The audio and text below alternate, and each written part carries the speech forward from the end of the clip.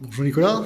Donc voilà, un petit retour sur le match de Tonon. Donc j'ai vu avec Elsa pour son retour. Donc un match où l'équipe a tenu et une victoire sur à l'arraché. Donc je sais que tu nous avais dit que c'était un match que tu partais pour un point, mais bon, la réussite était là. Donc comment se sent l'équipe par rapport à cette victoire? Ça fait beaucoup de bien, surtout que on a été un petit peu séparés puisque on a quand même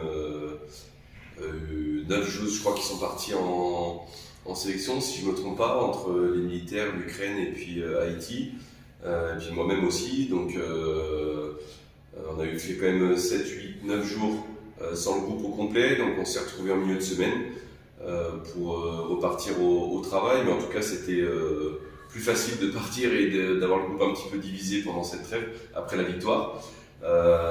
Qu'est-ce qu'elle a changé? Pas grand-chose, puisqu'on sait que pour nous, il faut gagner des matchs. J'espère qu'elle a mis un petit peu de plomb dans la tête à tout le monde pour dire certaines avaient leur place et elles se sont fait sortir de l'équipe contre Evian et il y a eu une victoire. Donc ça veut dire aussi qu'on n'était pas à notre niveau de performance sur nos cadres de l'équipe.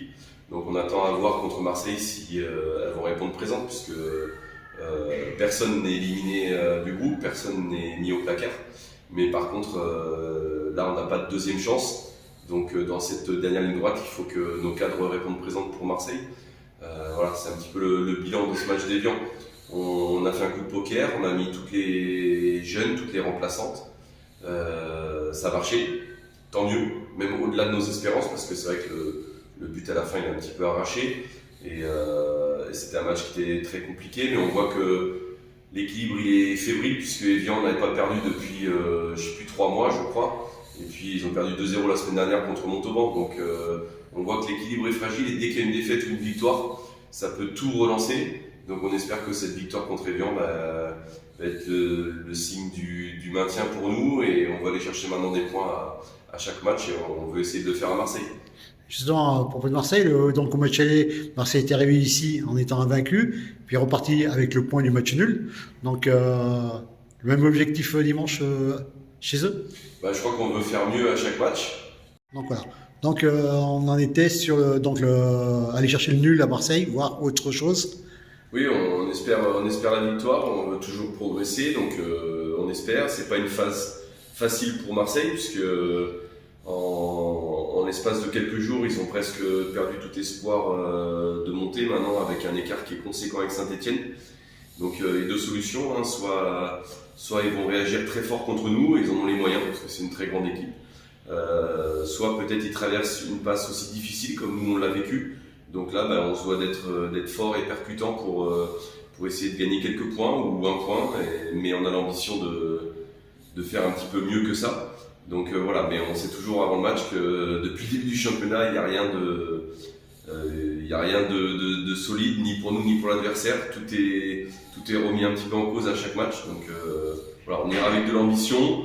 On a pris les 3 points contre Evian, ça nous a relancé. Même s'il n'y a pas de points contre Marseille, ça ne sera pas la fin du monde. On sait qu'il nous faut marquer 12 points d'ici la fin de championnat. Il reste 5 matchs, au moins 12 points. Voilà, si on en prend 3 ce week-end, ça sera un gros bonus qui pourrait nous amener à avoir avec certitude le maintien avec 15 points. Donc voilà, maintenant on commence à calculer, mais on sait qu'on s'est donné un petit peu d'air et de la confiance pour dimanche. Justement, ce week-end, il y a pas mal de chocs entre des rivaux de Grenoble qui sont derrière et aussi qui sont juste devant. Donc, est-ce que ça pourrait arranger les affaires de Grenoble? Oui, on sait très bien que la phase qui vient de passer, c'était une phase qui était au niveau du calendrier très difficile pour nous, parce qu'on jouait tous les bien classés et nos adversaires jouaient tous les mal classés, entre guillemets.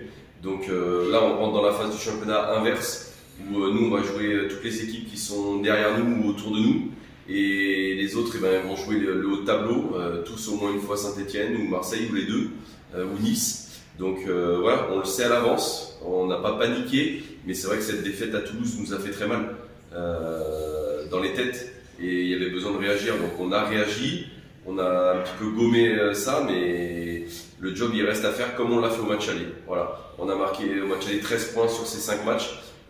Si on peut en marquer 12, ça serait très bien. Si on en marque 15, on sait qu'on sera maintenu. Merci.